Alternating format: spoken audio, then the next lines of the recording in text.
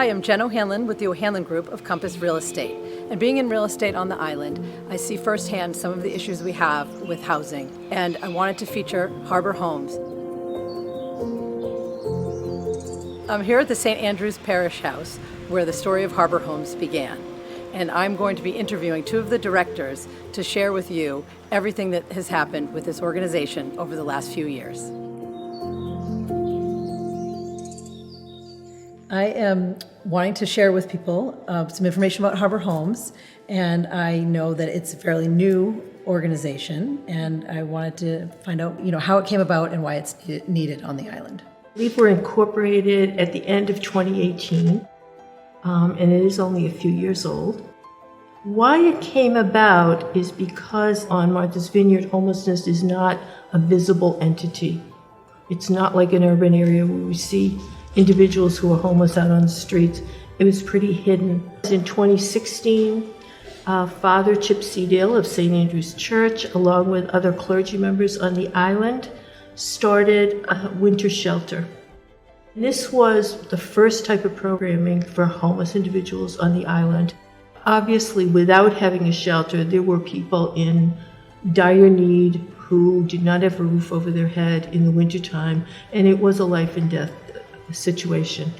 There were about 100 individuals on the family who would self-refer and announce that they were struggling with putting a roof over their head. It's gone up to about 120 this year, so it's increasing. Couple things that are definitely unique about homelessness on Martha's Vineyard. Anyone who's a renter on Martha's Vineyard is at risk of being homeless.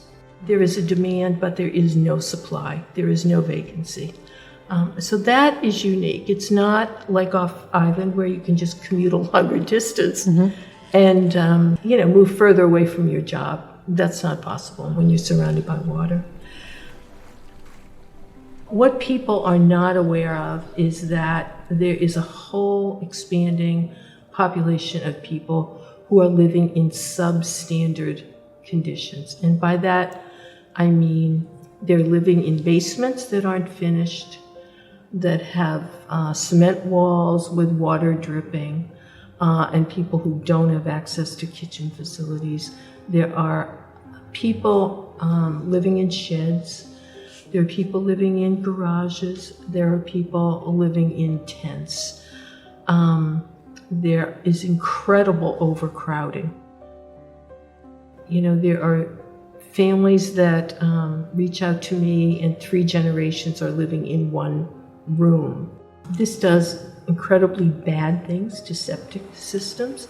It's incredibly substandard living situation, particularly for families and particularly for kids. And that is all sort of sight unseen. And it was capturing the data and continuing to capture data on an annual basis that we understood the scope of the problem. We really got a more comprehensive picture of how extensive the issue of homelessness on Martha's Vineyard was. Harbor Homes was the solution. We started off focusing on 2 congregate houses. One congregate house for men and one for women.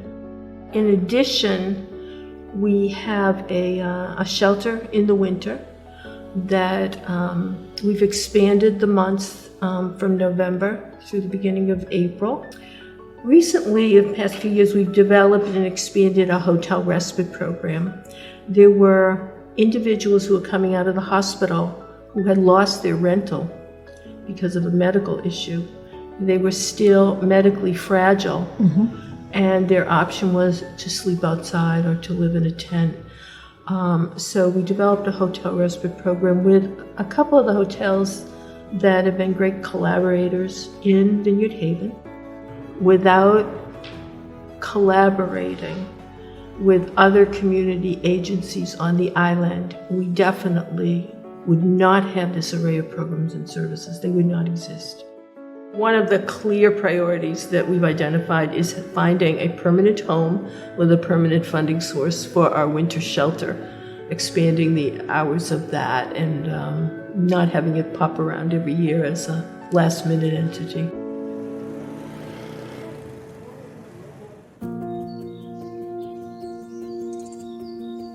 When Harbor Homes was created, they absorbed all of the homeless issues on the island. And so now everything is under the Harbor Homes umbrella. When someone comes into the program, once they get accepted into our program, we meet and identify goals that they would like to work on so that they can improve their situation. Most of the individuals that come to us haven't had any type of stability for quite some time. So there's always an adjustment period, people coming in, learning how to live with other people in the congregate setting, sharing a kitchen, sharing a bathroom and common space. It's very self-driven. We want them to feel in control of where they're heading and what they're doing. And I meet with them to see where they are, assess how things are going. Many people that come to the program too, when they first enter, are unemployed. And so that's one of the things that we work on.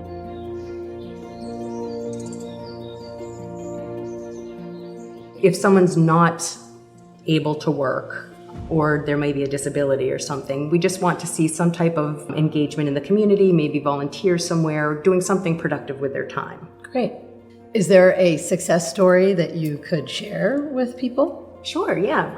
One of our very first residents who came to us in 2020, a few months after we opened, he had struggled for a long time on and off with homelessness, and so he came to us with a lot of depression and anxiety, very unkept and poor hygiene, basically deemed unemployable, no self-esteem, kind of a shell of himself. It was really sad, but we were really happy to welcome him in.